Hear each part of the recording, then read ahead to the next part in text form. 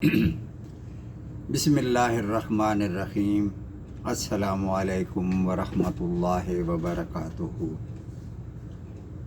ترجمہ قرآن مجید کا سلسلہ آگے بڑھاتے ہوئے آج ہم سورہ آل عمران کی آیت نمبر 84 سے 97 تک کا ترجمہ پڑھیں گے۔ آیت نمبر 84۔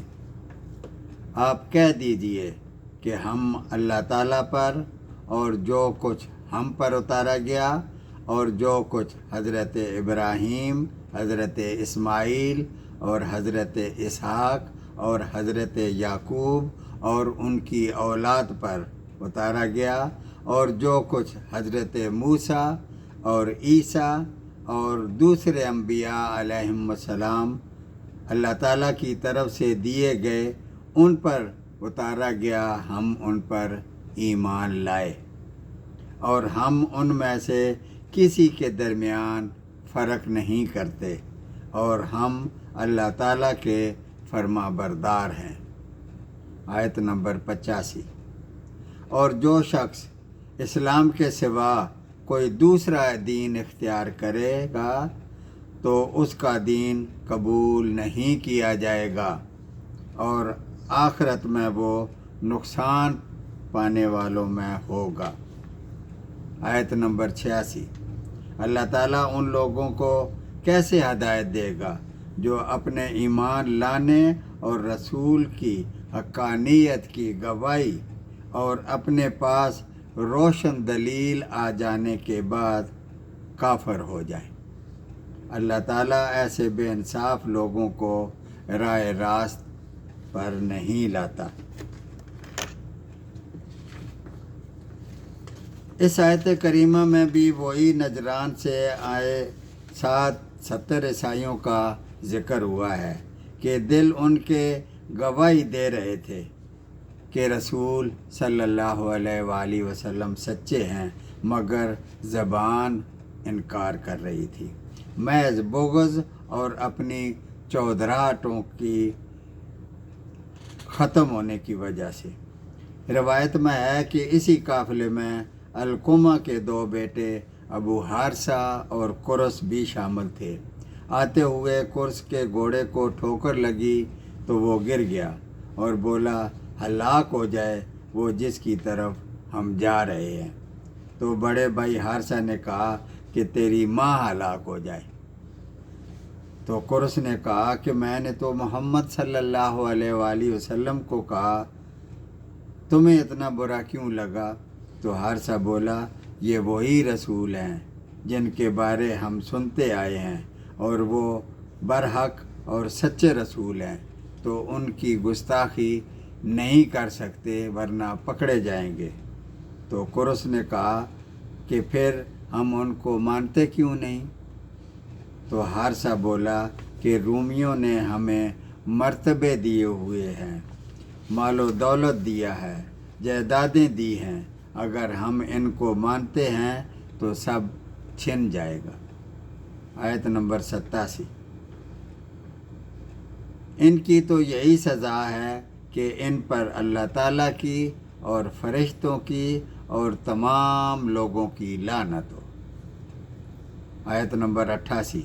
وہ ہمیشہ ہمیشہ اسی لعنت میں رہیں گے، نہ تو ان سے عذاب ہلکا کیا جائے گا اور نہ انہیں مہلت دی جائے گی۔ آیت نمبر 99۔ مگر جو لوگ اس کے بعد توبہ کر لیں اور اصلاح کر لیں تو بے شک اللہ تعالیٰ بخشنے والا مہربان ہے۔ یہاں ایک واقعہ ہوا کہ انصار میں سے ایک مسلمان مرتد ہو گیا اور مشرکوں سے جا ملا۔ بعد میں اسے شرمندگی ہوئی، سخت ندامت ہوئی، تو اس نے لوگوں کے ذریعے نبی کریم صلی اللہ علیہ وآلہ وسلم کو پیغام بھیجا کہ کیا میری توبہ قبول ہو سکتی ہے؟ تو اس موقع پر یہ آیات نازل ہوئیں۔ آیت نمبر 90۔ بے شک جو لوگ ایمان لانے کے بعد کفر کریں اور اس کفر میں بڑھتے چلے جائیں تو ان کی توبہ ہرگز ہرگز قبول نہ کی جائے گی، اور یہی گمراہ لوگ ہیں۔ آیت نمبر 91، بے شک جو لوگ کفر کریں اور مرتے دم تک کافر رہیں، ان میں سے کوئی اگر زمین بھر فدیے کے طور پر سونا بھی دے تو ہرگز ہرگز قبول نہ کیا جائے گا۔ یہی لوگ ہیں جن کے لیے تکلیف دینے والا عذاب ہے اور جن کا کوئی مددگار نہیں۔ یہاں پر تیسرا پارہ ختم ہوا اور اب چوتھا پارہ شروع ہو رہا ہے۔ الحمدللہ۔ آیت نمبر 92، تم کبھی نیکی کو نہیں پہنچ سکتے جب تک تم اپنی پسندیدہ چیز کو اللہ تعالیٰ کی راہ میں خرچ نہ کرو، اور تم جو کچھ خرچ کرو اللہ تعالیٰ بخوبی جانتا ہے۔ لباس پوشیدہ ہو گیا، دل سے اتر گیا، خیرات کر دیا، سمجھا کہ بڑی نیکی کما لی۔ نیکی ہے لیکن افضلیت والی نیکی نہیں ہے۔ اناج پڑا پڑا خراب ہونے کو آیا یا نمی آ گئی تو خیرات کر دی، یہ نیکی بھی نیکی جیسی نیکی نہیں ہے۔ افضلیت والی نیکی وہ ہے جو پسندیدہ چیز کو اللہ تعالیٰ کی راہ میں خرچ کیا جائے۔ نبی کریم صلی اللہ علیہ وآلہ وسلم نے کھانے کی جن چیزوں کی حرمت بتائی ان میں اونٹ کا گوشت شامل نہیں تھا، یعنی اونٹ کا گوشت حرام چیزوں میں نہیں بتایا۔ تو یہودی اس پر بھی جھگڑا کرنے لگے کہ اگر یہ وہی شریعت موسوی ہے تو اونٹ کا گوشت تو بنی اسرائیل پر حرام تھا، حالانکہ یہ بات تو تورات کے نزول سے تقریباً 500 سال پہلے کی ہے کہ حضرت یعقوب علیہ السلام نے اونٹ کا گوشت اپنے اوپر حرام کر لیا تھا۔ باقی سب کھانے کی چیزیں حلال تھیں، مگر تورات میں اونٹ کا گوشت حرام نہیں تھا۔ تو یہ آیت نازل ہوئی۔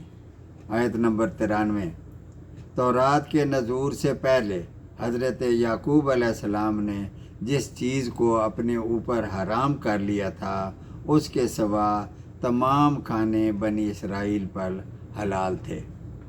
آپ کہہ دیجئے کہ اگر تم سچے ہو تو تورات لے کر آؤ اور پڑھ کر سناؤ۔ آیت نمبر 94، اس کے بعد جو لوگ اللہ تعالیٰ پر جھوٹ بہتان باندھیں وہی ظالم ہیں۔